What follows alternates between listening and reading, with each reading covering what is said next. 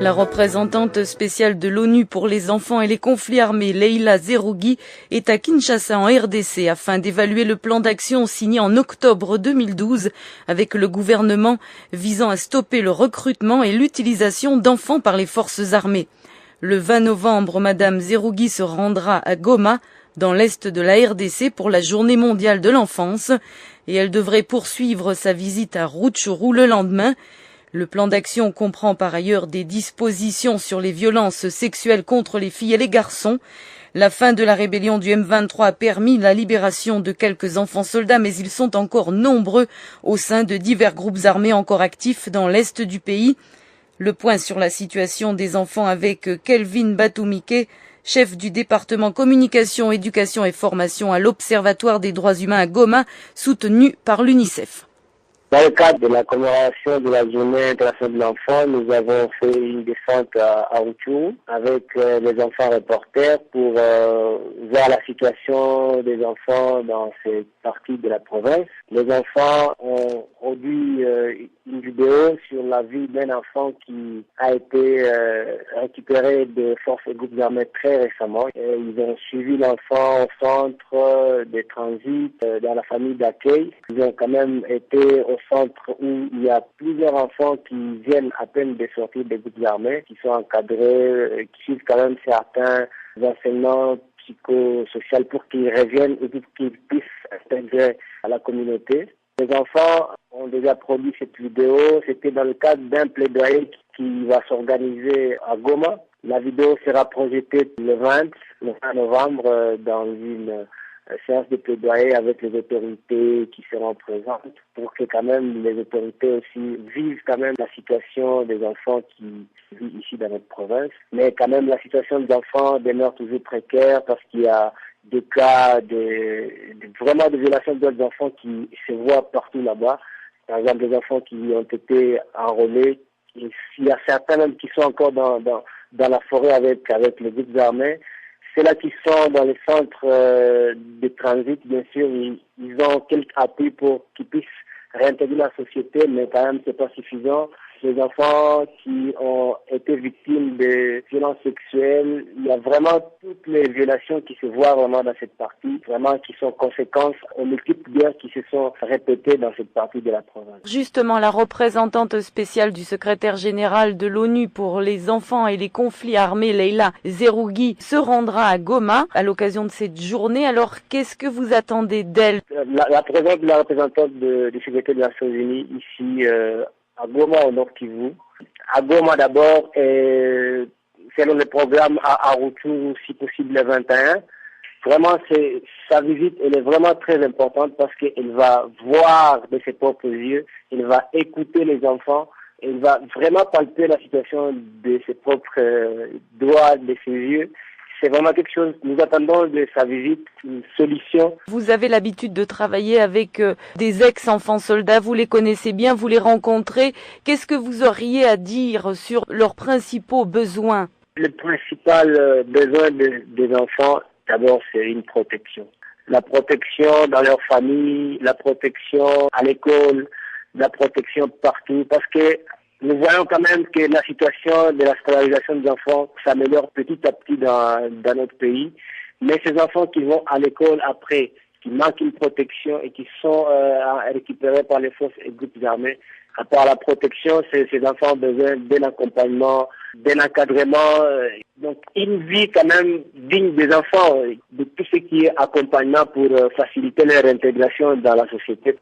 C'était Kelvin Batumike de l'Observatoire des droits humains à Goma. Des ONG européennes dont CCFD, Terre Solidaire, EURAC, Justice et Paix Belgique et le réseau belge Ressources Naturelles ont salué la récente reddition du M23 en RDC, mais elles invitent l'Union européenne à légiférer pour rompre le lien entre l'exploitation des ressources naturelles et les conflits dans l'est du pays. Camille Grosdidier a parlé à Zobel Behalal, chargé de plaidoyer paix et conflit pour CCFD Terre Solidaire. Nous, sur le terrain, nous avons remarqué effectivement qu'il y a de moins en moins des hommes armés qui s'impliquent dans l'exploitation directe des minerais, mais leur présence se fait encore sentir. Je vais pour cela prendre quelques exemples. à Rubaya, dans le Nord Kivu, dans le territoire du Massissi. Nous avons vu des rebelles des ex-Maïmaï Nyatura qui sont depuis quelques années intégrés à l'armée congolaise, qui contrôlent encore un grand centre minier en imposant ce qu'ils appellent une taxe de sécurité, ce qui est totalement illégal. Et nous avons aussi des indications qui nous montrent que des hommes armés, soit des groupes rebelles qui pullulent dans cette région ou alors de l'armée nationale congolaise, contrôlent des filières d'exportation ou d'exploitation de l'or ou alors des autres minéraux, et sont impliqués dans la fraude qui transite vers les pays voisins comme le Rwanda, l'Ouganda, le Burundi et je dirais même la Tanzanie. Vous avez cité la loi Dodd-Frank. Est-ce qu'au niveau européen, les législations s'améliorent pour juguler ce commerce illicite des minerais de conflit? La réalité aujourd'hui, c'est que l'Europe est à la traîne. L'Europe est l'un des grands marchés économiques à ne pas avoir de législation spécifique pour rompre le lien entre l'exploitation minérale et les conflits armés. Mais depuis quelques mois, grâce à la pression des ONG, la Commission européenne est en train de réfléchir sur une législation. Alors, nous avons conscience du fait qu'il y a énormément de divergences au sein même de l'Union européenne sur le sens de cette législation-là. La preuve, c'est que un projet devait être disponible à la fin de cette année, mais il est maintenant évident que ce ne sera plus le cas parce que les indications qui viennent de la Commission européenne montrent que nous aurons quelque chose au mieux au mois de février, voire plus tard. Donc ça montre que aujourd'hui, contrairement à ce que nous voulons en tant que société civile, il y a encore des acteurs impliqués dans la filière du commerce de ces matières premières-là qui veulent le statu quo. Zobel Behalal de CCFD Terre Solidaire. À présent des témoignages de la rubrique Sans citoyen journaliste en RDC. Théodore Kayamba, journaliste citoyen, voix de l'Amérique à partir de Butembo. Le diabète n'est pas une maladie à négliger parce qu'elle peut facilement vous priver la vie si vous ne faites pas régulièrement les contrôles. Pour ce faire, un cadeau spécial à prévision du 16e anniversaire du Centre d'assistance aux diabétiques et obèses, le 19 novembre 2013, la coordination exécutive du cadeau accorde 4 contrôles gratuits par mois pendant 3 mois à tous les anciens cas de diabète qui ont 15 ans ou plus de maladies et soignés au cadeau depuis 1998, a précisé les chefs de travaux, le nutritionniste Georges Moussavouli, responsable du dit centre. Il faut signaler que ces contrôles gratuits de l'état diabétique sont aussi accordés à ces anciens cas de diabète afin d'encourager les diabétiques à surveiller régulièrement leur état de santé, car le diabète sucré est un état de santé et ne doit plus être considéré comme une fatalité.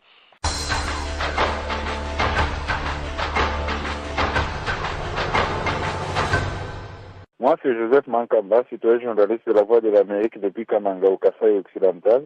L'actualité ici chez nous est dominée par l'organisation ce lundi d'une séance de redevabilité dans la commune d'Indécha, commune pilote à la mise en œuvre de la réforme de la police selon la vision police de proximité. Cette activité a été initiée par les organisations de la société civile en mettant ensemble les autorités de la police et la population de la commune d'Indécha pour que ces autorités de la police fassent leur rapport sur certains cas saillants ayant marqué la situation sécuritaire dans la commune d'Indécha, notamment une femme qui s'était pendue dans un amigo de la police, ainsi qu'une fille qui était tombée victime des coups de balle de la part des éléments de la police. Parmi les recommandations, c'est le fait de se retrouver régulièrement pour la même activité, afin que la police rende compte de toutes les actions menées en faveur de la population. Vous écoutez Zapping Info Congolaise.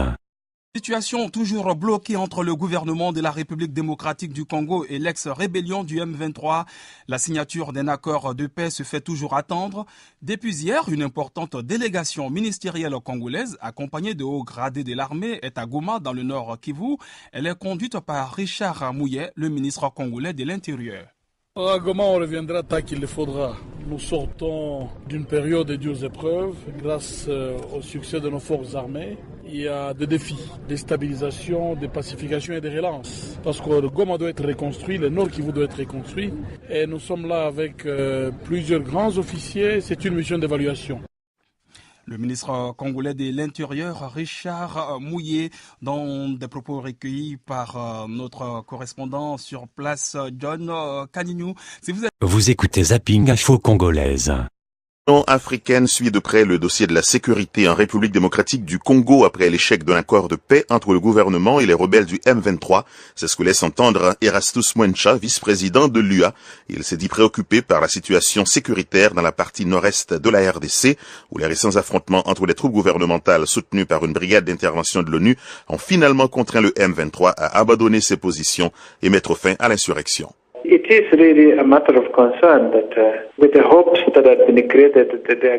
C'est vraiment un sujet de préoccupation du fait que des espoirs ont été créés et l'accord aurait dû être signé cette semaine. Les deux parties concernées devraient envisager de revenir à la table pour le bien du peuple, pour le bien des femmes et des enfants qui ont souffert dans cette partie de l'Afrique, a déclaré M. Mwencha. La semaine dernière, des émissaires de l'Union africaine, de l'ONU, de l'Europe et des États-Unis ont regretté qu'un accord n'a pas été signé à Kampala entre Kinshasa et le M23. Place maintenant à la rubrique quotidienne des 100 citoyens journalistes. Vous trouvez leurs messages, photos et vidéos sur Facebook et sur lavoixdelamérique.com. Théodore Kayamba, journaliste citoyen, Voix de l'Amérique à partir de Butembo. Le diabète n'est pas une maladie à négliger parce qu'elle peut facilement vous priver la vie si vous ne faites pas régulièrement les contrôles. Pour ce faire, un cadeau spécial à prévision du 16e anniversaire du Centre d'assistance aux diabétiques et obèses, le 19 novembre 2013, la coordination exécutive du cadeau accorde 4 contrôles gratuits par mois pendant 3 mois à tous les anciens cas de diabète qui ont 15 ans ou plus de maladies et soignés au cadeau depuis 1998, a précisé le chef de travaux, le nutritionniste Georges Moussavouli, responsable du dit centre. Il faut signaler que ces contrôles gratuits de l'état diabétique sont aussi accordés à ces anciens cas de diabète en fait d'encourager les diabétiques à surveiller régulièrement leur état de santé, car le diabète sucré est un état de santé et ne doit plus être considéré comme une fatalité.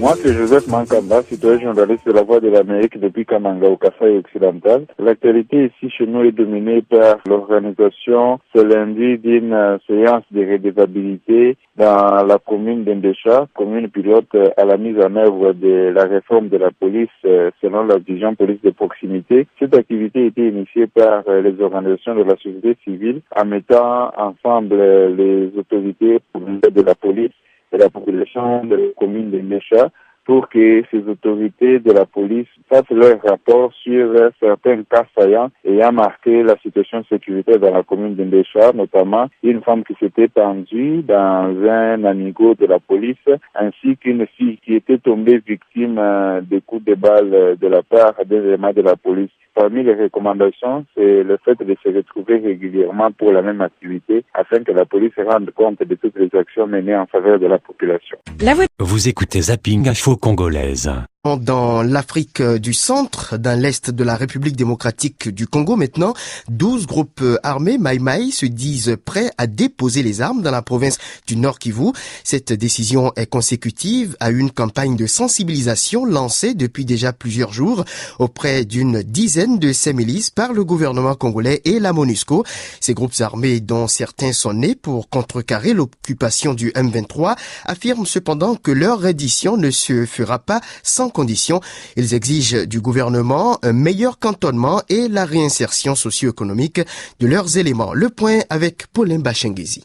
C'est au sortir d'un entretien avec le ministre congolais de la Défense, Richard Mouillé, que les représentants des groupes armés actifs dans les territoires de Rutshuru et des Massissi, dans les territoires du Nord Kivu, se sont dit prêts à déposer les armes. Ces groupes, dont la plupart justifient leur création par l'occupation de leur village par la rébellion du M23, estiment qu'ils n'ont plus raison de faire la guerre dès lors que le M23 a été défaite. Ils disent poser ce geste au nom de la paix, mais une paix qui n'est pas sans condition. Kizambayo Kabasha est représentant de la milice Maïmaï Nyatura. Nous avions déjà commencé ce processus-là de paix avant que nous soyons d'ailleurs interpellés par le gouvernement. Donc vous trouvez que nous avons cette bonne volonté. Donc c'est au gouvernement maintenant de montrer sa bonne volonté, de ne plus donner des promesses mensongeuses. Donc concrétiser ces projets. Donc c'est-à-dire, le gouvernement peut vous dire faire quitter ses enfants. Mais arriver par exemple à Bweremana, ils peuvent manquer quoi manger et ça devient un problème.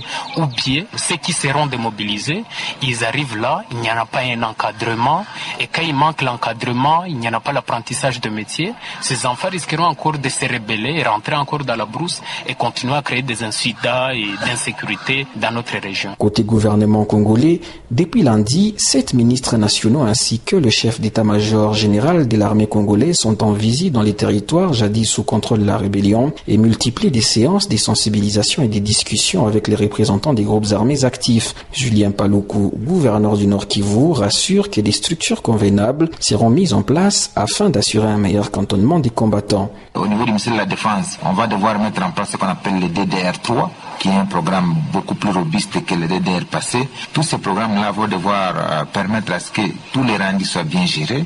Mais déjà, je peux annoncer qu'à Boueremana, il y a déjà un premier centre de regroupement qui est fonctionnel. Et il y a une possibilité très prochainement, peut-être d'ouvrir d'autres centres de regroupement dans des milieux beaucoup plus proches de là où se sont déroulés les affrontements pour connaître le maximum des gens des groupes armés qui se rendent. Paulin Bachungezi à Goma pour la Deutsche Welle. Vous écoutez Zapping Info Congolaise. Suite à la défaite du M23 en République démocratique du Congo, plusieurs groupes armés affirment qu'ils sont prêts à déposer les armes. Depuis lors, il y a eu une série de lettres et de déclarations par d'autres milices exprimant leur volonté d'être démobilisées. Nathalie Barge. Cela fait 2 semaines que la rébellion du M23 a abandonné ses derniers bastions dans l'est de la RDC, après avoir subi d'intenses bombardements de l'armée congolaise soutenue par les forces onusiennes. D'autres groupes armés dans la province du Nord Kivu semblent soucieux de ne pas subir le même sort. Plusieurs d'entre eux sont prêts à renoncer à leurs activités et à démobiliser, selon des documents que la Voix de l'Amérique a pu lire et qui étaient apparemment signés par leurs dirigeants. L'un de ces documents semble avoir été signé par les dirigeants des Mai Mai Kifwafwa et des milices Raya Mutomboki dans le territoire de Walikale, 2 groupes qui s'affrontaient encore récemment. Un autre document viendrait des Mai Mai Tcheka, une milice condamnée à plusieurs reprises pour des violations des droits humains et considérée comme une des cibles prioritaires par les Nations Unies. Le chercheur Fidel Bafilemba, qui travaille pour l'ONG Enough Project dans l'est de la RDC, affirme que les documents en question sont authentiques. Ces documents sont bel et bien authentiques. Les avons obtenus de l'administration du territoire de Walikale. Elles ont été confirmées par l'abbé Arsène, qui est un prélat catholique et qui est en train de chapeauter ce programme de dialogue social, le programme de paix à la voix de gouvernement. Les signataires de l'un des documents s'engagent à abandonner toutes les activités armées et à rejoindre l'armée congolaise ou à retourner à la vie civile sans condition. En revanche, le document des Mai Mai Tcheka n'est pas sans poser de conditions. Il demande au gouvernement d'intégrer ces combattants dans l'armée et de reconnaître leur rang autoproclamé. Il y a plus de 30 groupes armés encore actifs dans l'est de la RDC. M. Bafilemba affirme que la plupart des autres groupes se sont également engagés à démobiliser, certains ayant déjà partiellement intégré l'armée congolaise, tandis que d'autres disparaissent au fur et à mesure que leurs membres désertent. Donc ces pays d'avalanche, c'est vraiment un vent de marée qui est en train de souffler aujourd'hui avec la montée en puissance des FARDC et le chef du M23 qui constituait en quelque sorte la raison d'être de ce groupe armé. Les organisations non gouvernementales et l'ONU ont appelé Kinshasa à relancer sans tarder un programme de démobilisation des combattants congolais et à les aider à réintégrer la vie civile afin de garantir la paix et la sécurité dans la région. Vous écoutez Zapping Info Congolaise. Démocratique du Congo. Les prisonniers concernés par la mesure de grâce du président Joseph Kabila ont été libérés hier à Goma. Selon le parquet général de la province du Nord Kivu, seules 30 personnes condamnées pour des faits de droit commun sont concernées par cette mesure, une mesure qui fait partie des recommandations issues de la concertation nationale tenue le mois dernier à Kinshasa. Mais cette décision censée apaiser la vie politique au RDC est déjà sous le feu des critiques de la classe politique congolaise.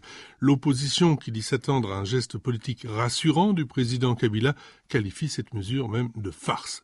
Plus de détails avec notre correspondant sur place, Paulin Bachungezi à Goma.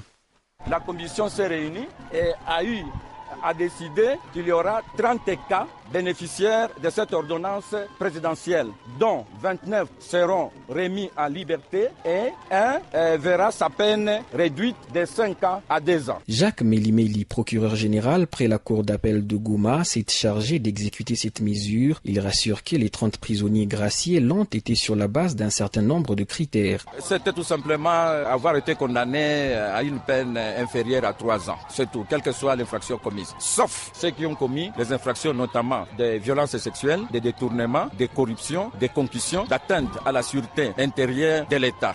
Et puis ceux qui aussi ont été condamnés dans les infractions d'évasion. Papi Moïgui Roy est l'un des prisonniers ayant bénéficié de cette mesure de grâce. Il avait été coupé de 2 ans pour vol simple et est aujourd'hui heureux de retrouver les siens. J'avais acheté 4 chaises en plastique et je ne savais pas que la personne qui me les a vendues les avait volées. C'est pourquoi j'ai été condamné à la prison. J'ai fait la prison de Mouzenze. Là, je viens de purger 1 année de ma peine. Je suis heureux d'être enfin libre car ma famille ne s'attendait pas à me voir avant janvier prochain. Si pour la majorité au pouvoir, le président Kabila a tenu sa promesse, à l'opposition, on considère ce geste comme un non-événement, ou mieux, une farce. Jean-Paul Lumbu, qui dirige le Parti libéral pour le développement, le PLD, s'attendait à un geste beaucoup plus fort. Cette ordonnance, il faut le dire, apparaît comme de la poudre aux yeux pour ceux pour qui elle était censée prise. L'opinion publique congolaise était en train de réclamer du président de la République la décrispation du climat politique en RD Congo, notamment à travers la libération d'un certain nombre de prisonniers, au premier rang desquels les prisonniers d'opinion politique. Nous sommes désagréablement surpris de constater que l'article 6 de l'ordonnance accordant la grâce présidentielle a délibérément écarté les prisonniers d'opinion politique, pourtant ceux pour qui cette ordonnance était donc prise. Signalons que parmi les 30 personnes graciées figurait un sujet des nationalités rwandaises. Le procureur général a promis qu'après la ville de Goma, le reste des prisonniers graciés à l'intérieur de la province seront aussi libérés. Paulin Bachungezi à Goma pour la Deutsche Welle.